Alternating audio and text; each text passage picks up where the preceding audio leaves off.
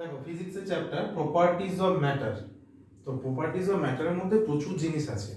প্রচুর জিনিস আছে বলতে কি কি আছে এর মধ্যে? আর্কিমিডিসের প্রিন্সিপাল তুমি পাবে, হাইড্রোলিক প্রেস, হাইড্রোলিক লিফট, তার অ্যাপ্লিকেশন, তার আগে আছে ইলাস্টিসিটি, প্লাস্টিসিটি, সারফেস টেনশন দিয়ে শেষ হচ্ছে। তো টুকরো টুকরো জিনিসগুলোকে আমি একত্র করে টোটাল চ্যাপ্টারটা মেক ওভার করব, ঠিক আছে? তো প্রত্যেকটা স্টেপ বুঝে বুঝে এগোতে হবে। দেখো প্রথমে আছে ইলাস্টিসিটি, দেন আছে প্লাস্টিসিটি। আচ্ছা, ইলাস্টিসিটি ব্যাপারটা বুঝতে গেলে প্রথমে তোমাকে একটা প্রশ্নের আনসার দিতে হবে। কি ইলাস্টিসিটি মানে কি? মানে কোনটা বেশি ইলাস্টিক? এই যে আমার হাতে কিছু আছে হ্যাঙ্গার, এটা প্লাস্টিকের বা ফাইবারের।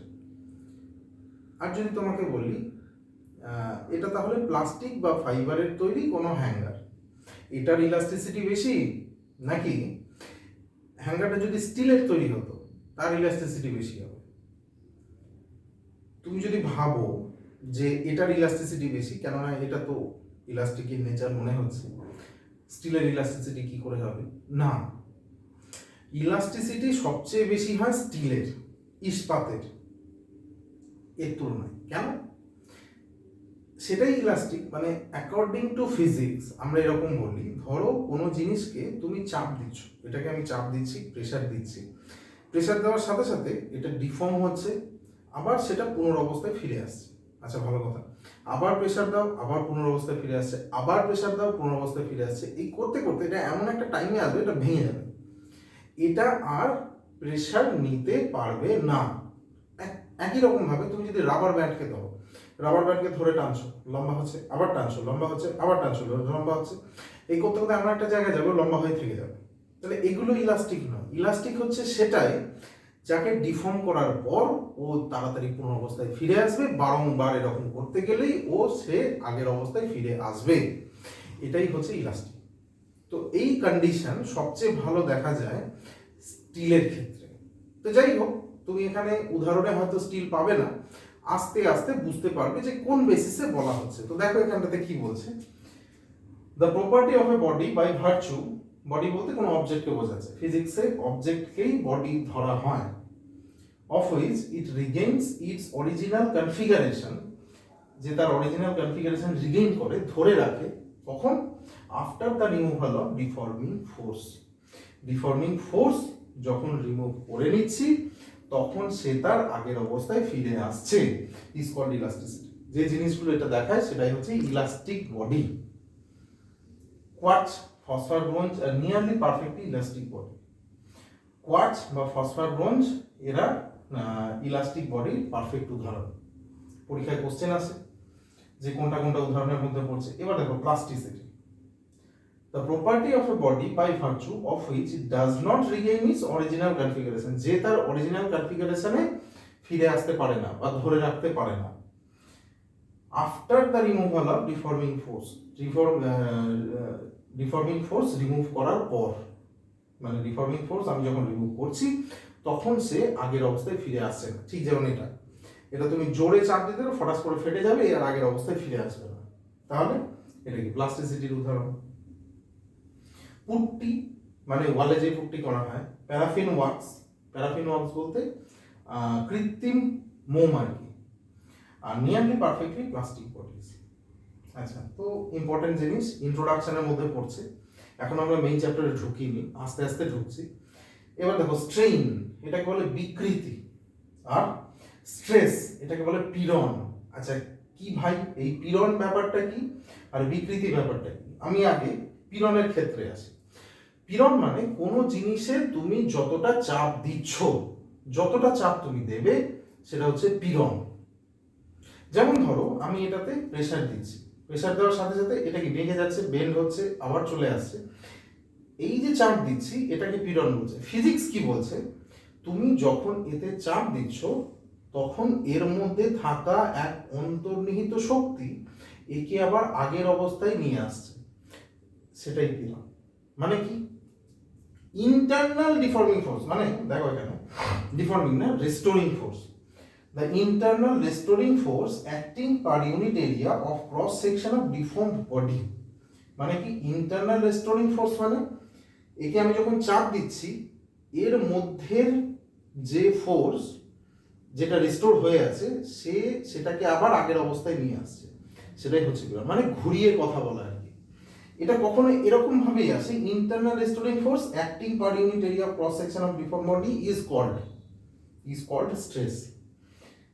এটা হচ্ছে পীড়ন বা চাপ। এবার স্ট্রেন কি? এটাকে বলে বিকৃতি, মানে চাপ দেওয়ার পর তার মধ্যে যে চেঞ্জ আছে, তার মানে the fractional change in configuration.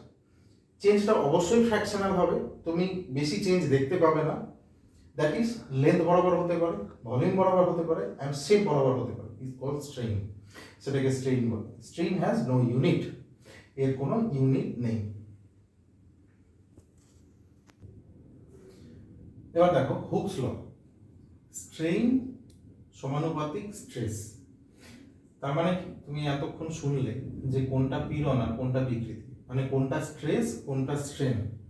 এবার এখানে তুমি দেখতে পাবে যে পীড়ন আর বিকৃতি একে অপরের সমানুপাতিক, মানে strain is proportional to stress or stress is proportional to strain. মানে তুমি যত পীড়ন দেবে তত তার মধ্যে বিকৃতি আসবে, কিন্তু এটা একটা লিমিটের মধ্যে, within the limit of elasticity. ইলাস্টিসিটির লিমিটের মধ্যে পীড়ন বিকৃতি সমানুপাতিক হয়। অবশ্যই যদি লিমিট ছাড়িয়ে যায় তাহলে পীড়ন বিকৃতি সমানুপাতিক হবে না। আচ্ছা, ভালো কথা। স্ট্রেস স্ট্রেইন, তাহলে এবার স্ট্রেস আর স্ট্রেইন ইকুয়াল টু লিখে আমি কনস্ট্যান্ট লিখতে পারি। এখানে কনস্ট্যান্ট রাশিকে বলা হয় ই দিয়ে লেখা আছে মডুলাস অফ ইলাস্টিসিটি। আচ্ছা, the unit of modulus of elasticity is Newton per meter square. Unit হচ্ছে newton per meter square or pascal. আচ্ছা, এবার দেখো ইয়াং মডুলাস অফ ইলাস্টিসিটি।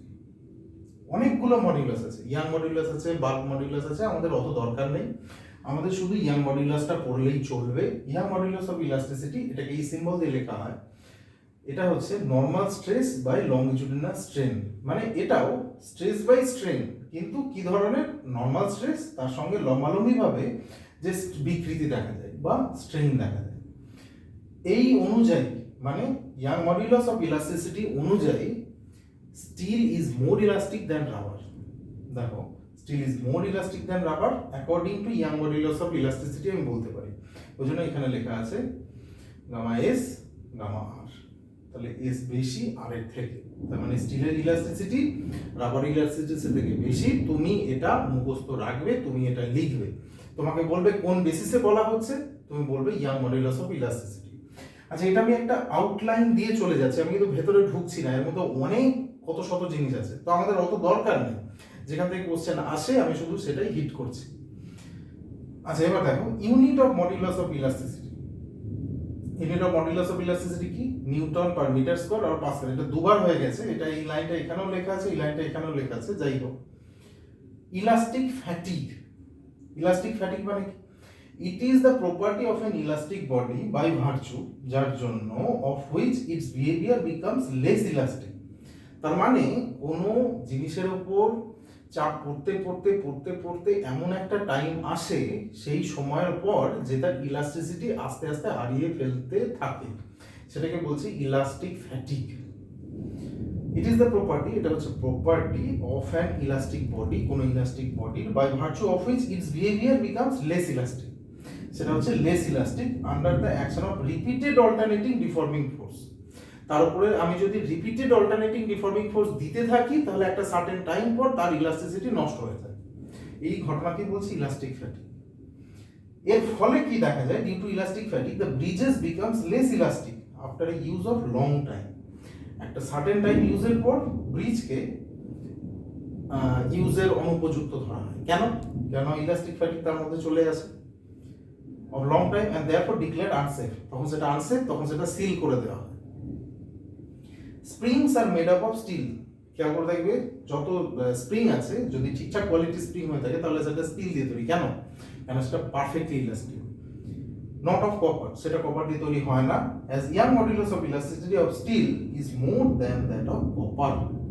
তাহলে স্টিলের ইলাস্টিসিটি কপারের থেকে বেশি, তার জন্য আমরা বিভিন্ন যন্ত্রপাতিতে স্টিলের স্প্রিং ইউজ করে থাকি। তো প্রচুর কোশ্চেন আছে এখান থেকে, একটু ঠান্ডা মাথায় ঠিকভাবে নোট ডাউন করে নিয়ে পড়বে, যাদের কাছে পিডিএফ পৌঁছয়নি আমার কাছ থেকে চেয়ে নেবে, আমি পিডিএফটা আবার পার্সোনালি পাঠিয়ে দেবো বা গ্রুপে শেয়ার করে দেবো, তুমি লিখে নিয়ে সাইড বাই সাইড কানে নিয়ে শুনবে, তাহলে সব বুঝতে পারবে। এবার আমরা আসছি নেক্সট টপিক।